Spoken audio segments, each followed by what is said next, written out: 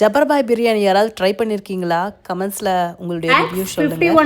நான் $51.97. வந்து ரொம்ப எக்ஸைட்மெண்ட், ரொம்பவே இந்த கிறிஸ்மஸ் டைமில் ரொம்ப எக்ஸைட்மெண்ட்டாக இருந்தது இதை ட்ரை பண்ணி பார்க்கணுன்னு. ஏன்னா இவருடைய வீடியோஸ் எங்கள் வீட்டில் வந்து அடிக்கடிக்கு ப்ளே பண்ணி பார்ப்பாங்க கிட்ஸு எல்லாருமே.